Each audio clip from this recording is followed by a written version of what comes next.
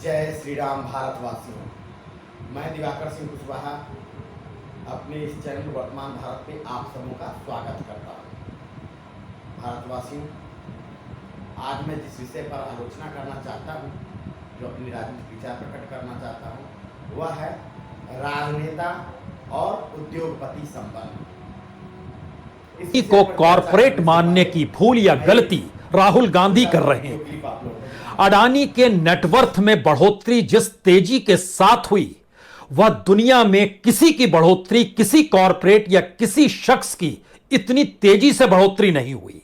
और भारत में भी आजादी के बाद कोई भी घराना रहा हो या कोई शख्स रहा हो, इस तेजी से उसने उड़ान नहीं भरी कि भारत की अपनी खनिज संपदा और भारत के अपने सार्वजनिक निगमों को भी उस शख्स या उस कॉरपोरेट के हाथों में थमाते हुए उसे रईस दर रईस बनाने की स्थिति में भारत सरकार ने ही लाकर खड़ा कर दिया।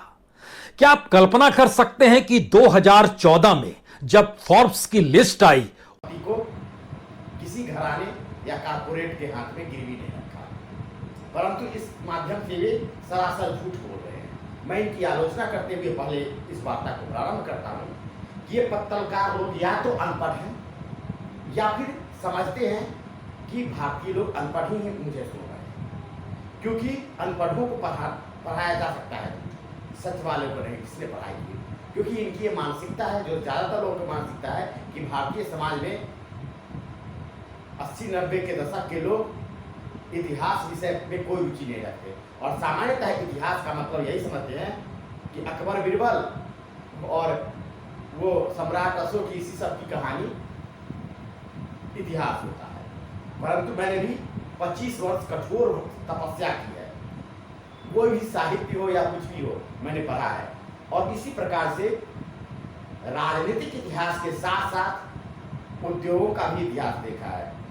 उद्योगपतियों का और पूंजीवाद का इतिहास, साम्यवाद का इतिहास, समाजवाद का इतिहास सब पढ़ चुका है।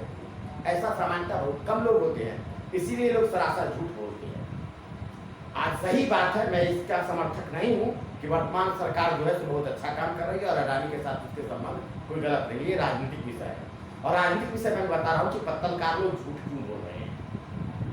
वो दुकौड़ी के पत्रकार लोग भांट है, पैसे पर नाचने वाले नचनिया हैं, लौंडा नाच करते हैं। इन्होंने अडानी की आलोचना करते हुए भूल गए कि ये गांधी नेहरू परिवार कोई नया परिवार नहीं है। राजनीति जब से शुरू हुई है तब से कोई ना कोई नेता किसी न किसी उद्योगपति का ही नौकर रहा है। उद्योगपति लोग शुरू से राजनेताओं को नौकर की तरह इस्तेमाल करते हैं। जितने भी राजनेता होते हैं वो अपने आप को सेवक घोषित करते हैं। वो सेवक होते हैं कारपोरेट के, क्योंकि लोकतंत्र जो है वह बुजुर्गा वर्गों की क्रांति है। समाजवादी लोग जानते हैं, कार्ल मार्क्स को पढ़ने वाले जानते हैं कि बुजुर्गा वर्ग इन्हें कहा जाता है, और ये लोग जो होते हैं लोकतंत्र जो है बुजुर्गा वर्गों का तंत्र है। और ऐसा है कि इतिहास, मैं बिल्कुल निष्पक्ष ढंग से नहीं बात कर रहा हूँ, बिल्कुल पक्ष, मैं राजनीति कर रहा हूँ। सीधी सीधी बात है, मैं लोकतंत्र की आलोचना कर रहा हूँ, मैं किसी नेता की आलोचना नहीं करता। क्यों नहीं करता? क्योंकि नेता क्या है, वह तो नौकर है, पालतू है, वह दोषी नहीं है। वह जिसका नौकर है उसके लिए काम कर रहा है तो अच्छी बात है। जो जैसा जिसका नौकर है, अब ज्यादा विस्तार में ना वार्ता करते हुए मुद्दे पे आता। मुद्दा ये है मेरा कि कारपोरेट और नेता के बीच शुरू से संबंध रहे हैं, और कोई भी नेता जो सफल राजनीति ये बना है, राजनेता बना है और सत्ता तक पहुंचा है, वह किसी न किसी कारपोरेट घराने का ही पालतू पशु रहा है, पालतू पशु ही रहा है। इसकी कहानी की शुरुआत होती है उस जमाने से जब अंग्रेज भारत में अपनी सत्ता मजबूत कर चुके थे। 1857 की क्रांति के समय अंग्रेजों से भूल हुई थी, इतिहास का गंभीर विषय है। इसके बाद उन्होंने भूल सुधार करते हुए वहां के कारपोरेट लोगों ने भारत में लोकतंत्र की शुरुआत की, और मिस्टर ग्रैंड ओल्ड मैन दादा भाई नौरोजी ब्रिटिश पार्लियामेंट में भारत के प्रथम मेंबर ऑफ पार्लियामेंट थे, एमपी थे। ये इतिहास का डॉक्यूमेंटेड सत्य है।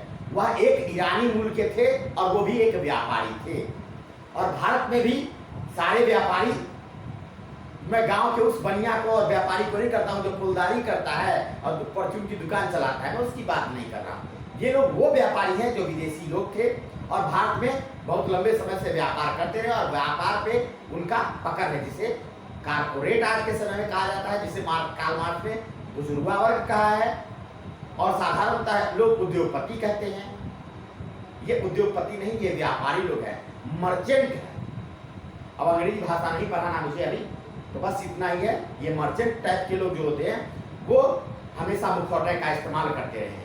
तो भारत में लोकतंत्र लाने का प्रयास हुआ जब से, उसी समय से कोई ना कोई व्यापारी घराना किसी न किसी नेता को जनता के बीच लॉन्च करता रहा है।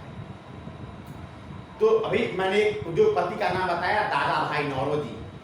वेल्थ ड्रेन की थ्योरी उसने लिखी है। वेल्थ ड्रेन, उद्योगपतियों को अंग्रेज से दिक्कत थी, या उस समय के जो व्यापारी वर्ग थे भारत में रह रहे थे उन्हें दिक्कत थी, अंग्रेज व्यापार में इन्हें क्षति पहुंचा रहे थे। 1857 की क्रांति के विफल होने के पीछे इन उद्योगपतियों का बहुत बड़ा योगदान था कि उन्हें यहाँ के शासक वर्गों से और उस समय के जो सत्ता भोगी जमींदार थे उनसे दिक्कत थी। अब दूसरी कहानी मैं यहाँ सुना रहा हूँ, पत्रकार ने गलत क्यों कहा, मैं उसकी पत्रकार की आलोचना कर रहा हूँ। अडानी की बात करते हुए उसने महात्मा गांधी को भुला दिया। महात्मा गांधी इतने बड़े नेता क्यों बने? उनके जितने भी कार्यक्रम होते थे उसके फाइनेंसर थे घनश्याम दास बिरला, जो एक व्यापारी थे।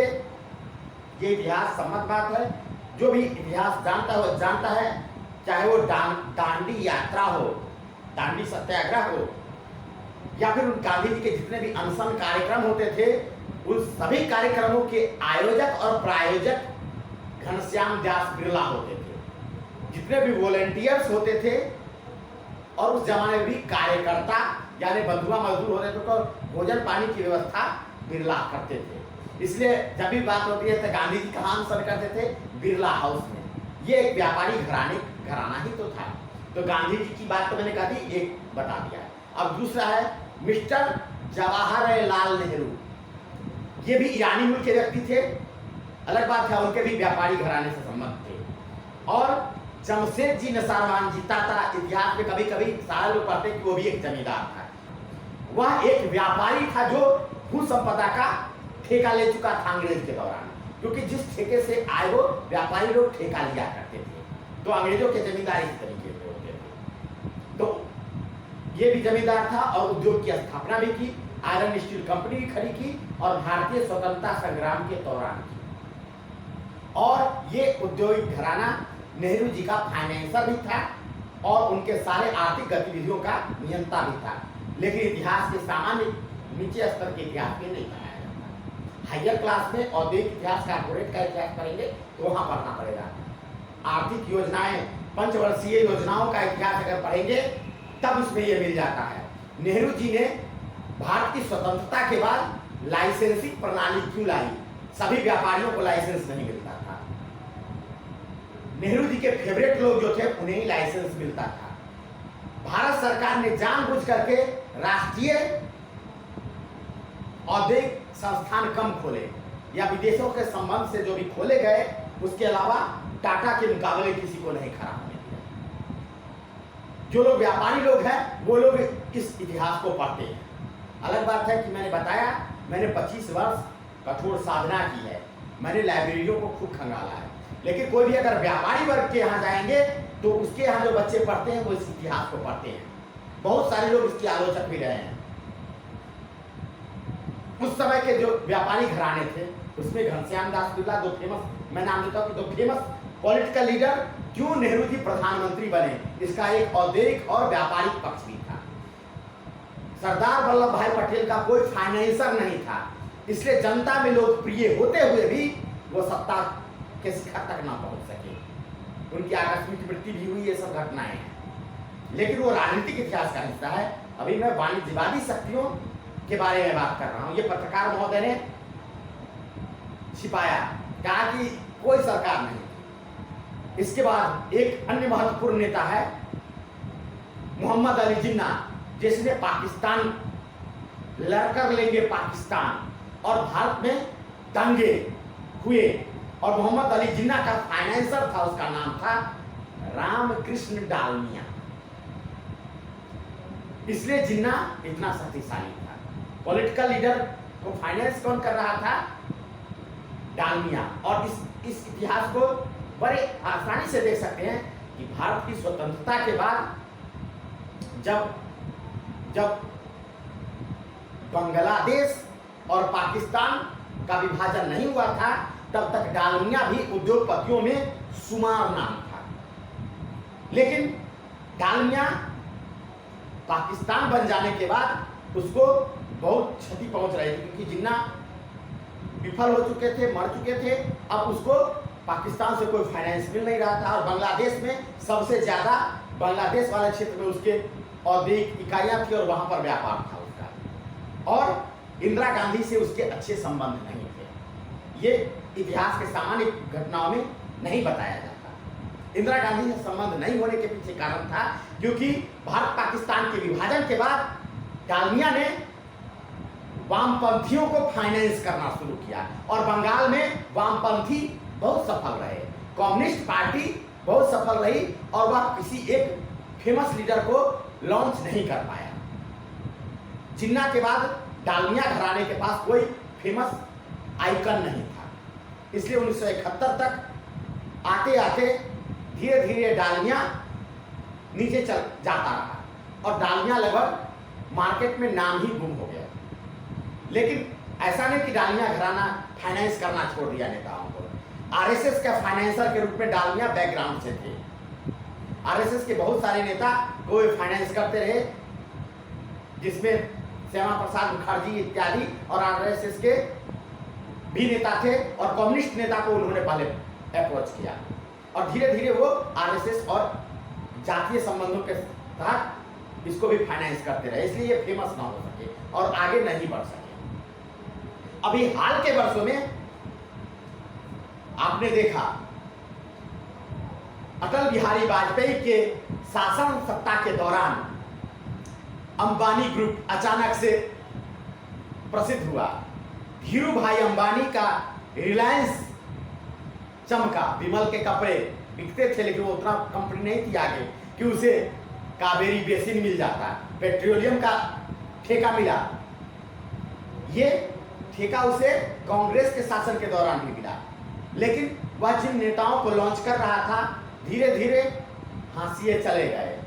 किसी का एक्सीडेंट हुआ, वो राजनीतिक कारण थे, लेकिन औद्योगिक घराना बना हुआ था। और अटल बिहारी वाजपेयी के समय धीरू भाई अंबानी के परिवार को बूम मिला, क्योंकि अटल जी के वित्तीय सहयोगी नहीं बल्कि पूरा का पूरा राजनीतिक गुलाम जो थे या पालतू पशु थे अटल बिहारी वाजपेयी अंबानी के समूह के। जब मोदी आया, ये हमारे प्रधानमंत्री महोदय जो अभी हैं नरेंद्र मोदी, ये जो आए हैं, इसी दौरान ये पत्रकार महोदय भी इसकी चर्चा कर रहे हैं कि 2014 से पहले कोई अडानी को फोर्ब्स की पत्रिका में देखता ही नहीं था। ऐसे ही तो अंबानी का भी हाल था अटल बिहारी वाजपेयी से पहले, कोई नाम तक नहीं जानता था। अटल बिहारी वाजपेयी चमका और पीछे से अंबानी ग्रुप चमका। इसलिए मैंने कहा कि पत्रकार ने समय के अभाव में नहीं, जनता को मूर्ख बनाने के लिए ऐसे शब्द बोले। इससे पहले भी सरकारों ने किया है, औद्योगिक घराने को खूब जमकर सहयोग किया, और वो किसी न किसी औद्योगिक घराने का मुखौटा की तरह सरकार में होता है। इसलिए मैं किसी पक्षपात की नहीं, कम्युनिस्ट को छोड़ दूं, अटल बिहारी वाजपेयी को छोड़ दूं।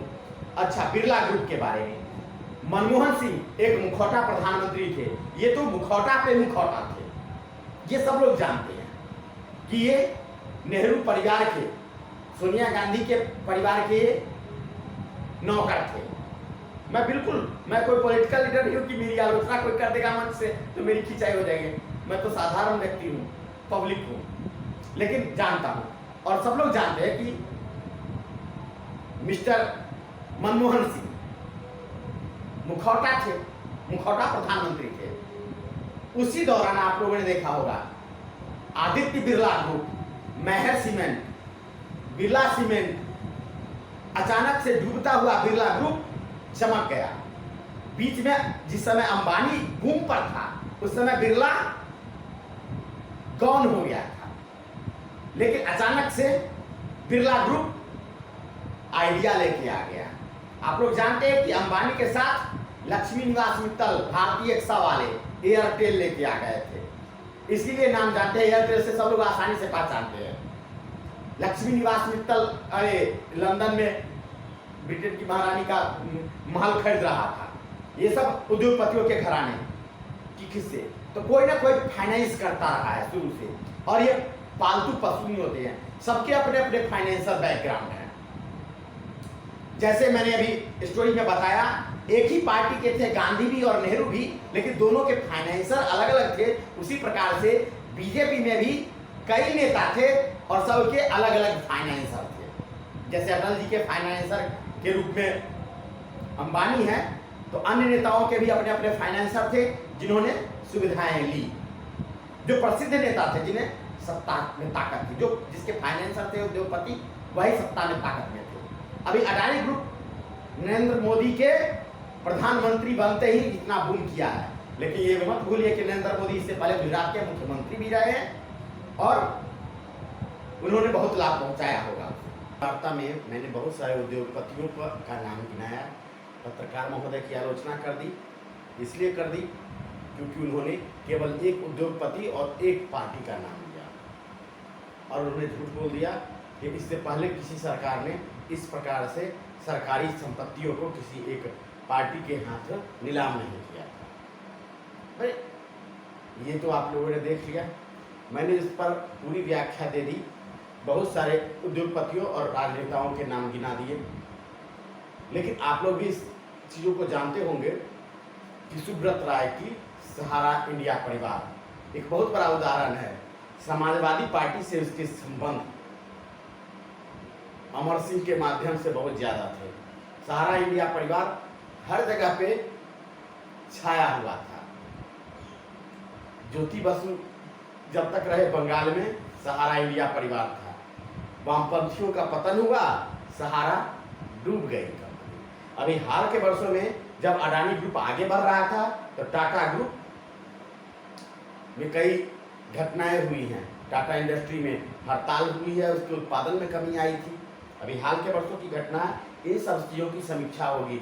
लेकिन वार्ता बहुत बड़ी हो चुकी है और मैं जानता हूँ ये उबाऊ हो सकती है, इसलिए मैं इस वार्ता को विराम देता हूँ। और मित्रों, किसी पत्रकार या किसी व्यक्ति पर आंख खोलकर तो कोई भरोसा आजकल करता नहीं, और सही बात है, अच्छी बात है। लेकिन राजनीति में मैं स्पष्ट कहूँगा कि मित्रों, ये पत्रकार लोग जो हैं वो जानबूझ करके किसी से पैसा लेकर के बात करते हैं, इसलिए किसी नेता को आगे करते हैं और किसी को पीछे करते हैं। लेकिन वो भूल रहे हैं कि वो टेलीविज़न की दुनिया नहीं है जहाँ पर केवल और केवल वो बोलते थे और हम लोग दर्शक सुनते थे।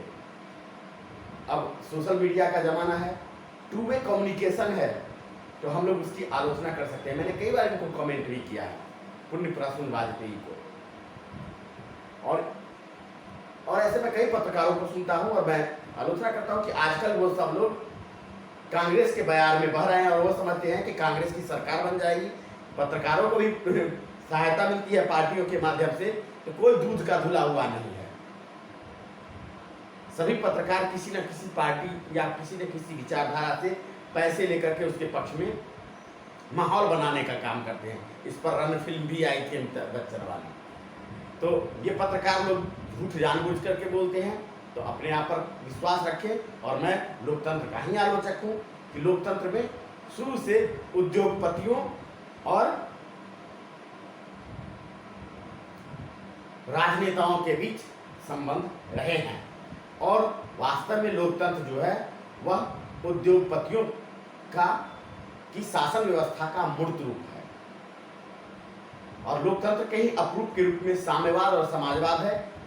इसी को मैं किसी अन्य वीडियो में वार्ता प्रस्तुत करूंगा। मैं आशा करता हूं अगर आप देखते हैं तो जानकारी के लिए इस आगे ऐसे वीडियो को देख सकते हैं। मैं ऐसी वार्ताएं बनाऊंगा जिसमें उद्योगपतियों या फिर भारतीय लोकतंत्र और राजनीति के संबंधित विचारों को व्यक्त करूंगा। यद्यपि मैं केवल समस्या का रोना नहीं रोता, मैं समस्या का समाधान भी करता हूँ। परंतु अभी मैंने पिछली कुछ वीडियो में समस्या के समाधान पर वार्ता नहीं की। वो इसलिए नहीं की कि समस्या का समाधान अगर मैं बता दूं तो बहुत सारे राजनेता आप और हम तो न समझें, लेकिन अगर गलती से किसी राजनेता और पार्टी को हाथ लग गया तो वो सावधान हो जाएगा कि जनता जाग गई है और लोकतंत्र डुबा देगी। और मैं किसी साम्यवादी या साम्यवादी का भी समर्थक व्यक्ति नहीं हूँ। मैं वो रखता हूँ सच जो मैं जानता हूँ। मैं नहीं कहूँगा कि मैं 100% सच हूँ। जुबान मेरी भी फिसलती है और नेताओं की भी फिसलती है। सो तो आप लोग देखते ही हैं कि YouTube पर बहुत सारे ऐसे राजनेताओं की जुबान फिसलने वाली बातें। भाई मनुष्य हूँ, बोलने में सारे के सारे क्रम बिगड़ते रहते हैं। तो इसके लिए धन्यवाद कि आपने अभी तक मेरा यह वीडियो देखा। धन्यवाद।